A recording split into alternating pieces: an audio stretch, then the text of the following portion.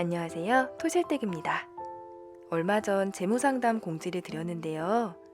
우선 1차 마감을 하려고 해요. 관련 내용은 추가로 커뮤니티를 통해 공지할게요. 그동안 우리 집 돈 관리가 잘 되고 있는지, 어떻게 시작을 해야 할지 고민하는 분들이 많으셨어요. 이번 영상에서는 스스로 하는 셀프 돈 관리 방법, 그리고 재무상담 시 기억해야 할 3가지에 대해 정리해 보려고 해요. 그럼 시작할게요. 돈 관리는 평생 지속되는 숙제입니다. 누구나 돈 문제에서 자유로울 수 없는 만큼 우리 집 돈 관리하는 법에 대해 잘 알아야 하는데요.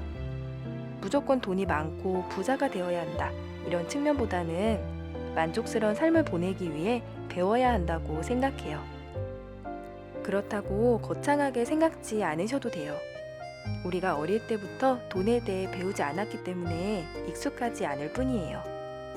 사실은 우리 삶과 너무나 가까운 이야기입니다. 저도 처음에는 돈에 대해 아무것도 모르던 시절이 있었어요. 그러다 우연히 책 한 권을 읽고 필요성을 느끼게 되었거든요. 최근엔 경제나 재테크 분야의 좋은 책들이 정말 많기 때문에 책과 영상만으로도 유익한 정보를 얻을 수 있어요.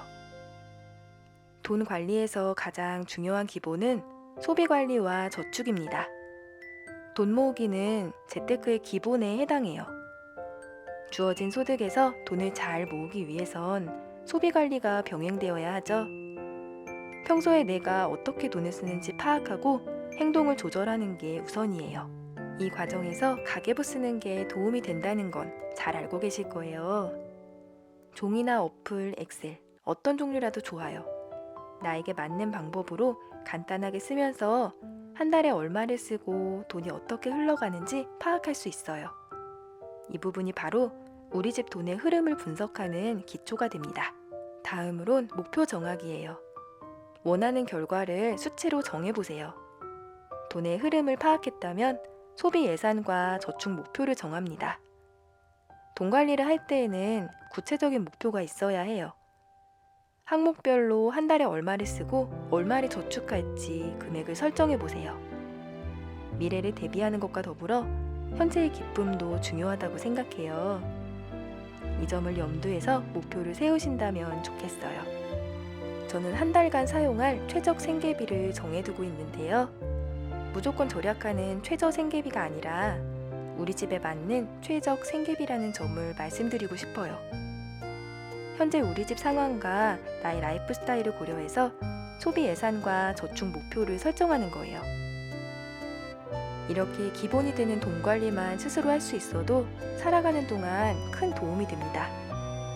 투자를 통해 돈을 불리기에 앞서 우선 내 자산을 지키는 능력이 필요해요. 진행을 하다가 궁금한 부분이 생길 거예요. 그땐 전문가의 도움을 받을 수도 있겠죠? 만약에 재무상담을 받기로 결정했다면 3가지를 꼭 기억하세요. 먼저 상품 가입 중심이 되지 않도록 주의하세요. 다양한 경로에서 무료로 재무 설계를 권하는 경우가 있어요. 이럴 때 기승전 상품 가입으로 연결되거나 특히 기존 보험을 깨고 무리하게 재가입을 권유한다면 이런 부분은 피하는 것이 좋습니다. 보통 실적이나 영업을 위해 상담으로 포장하는 경우가 있고요. 해당 상품 가격에 상담 비용이 포함되는 거나 마찬가지예요. 보통 납입 기간이 10년에서 20년 정도 되는 만큼 처음 가입을 할 때 보다 신중해야 한다는 점을 기억하세요. 두 번째는 재정 상황에 대한 자세한 분석이 설계로 이어져야 한다는 점이에요. 누군가의 자산을 관리한다는 건 굉장한 노력이 동반되는 과정입니다. 그 분야의 전문가인지 확인하는 것 또한 중요하고요. 너무 당연한 이야기지만 이런 기본적인 것조차 제대로 갖추지 못한 경우가 종종 있어요. 해당 설계사님이 중요하게 여기는 가치와 나의 가치와 부합하는지 알아보는 것도 도움이 됩니다. 마지막으로 스스로 우리 집 상황에 대해 어느 정도 판단하고 결정할 수 있어야 해요. 무조건 전문가에게 맡긴다는 생각보다는 현재 내 상황을 알고 부족한 부분을 채운다는 마음으로 활용해 보세요. 수년간 아끼고 모은 소중한 돈을 지키기 위해서 나 자신이 책임감을 가져야 한다는 점 잊지 마세요. 돈 관리는 지속적인 실천과 행동이 수반되어야 합니다. 머리로만 생각하거나 상담받는 것만으로는 어떤 것도 변하지 않아요. 다이어트가 어려운 이유는 지속적인 유지가 어렵고 다시 원래대로 돌아가기 쉽기 때문이죠. 돈 관리도 마찬가지입니다. 소비 관리와 저축, 기본 마인드를 세팅하고요. 정보를 계속 업데이트해가면서 일상 속에서 돈과 친해질 수 있다면 좋겠어요. 한 주도 건강히 보내시고요. 영상 보시는 모든 분께 좋은 일 가득하시길 바랄게요. 구독, 좋아요 부탁드릴게요.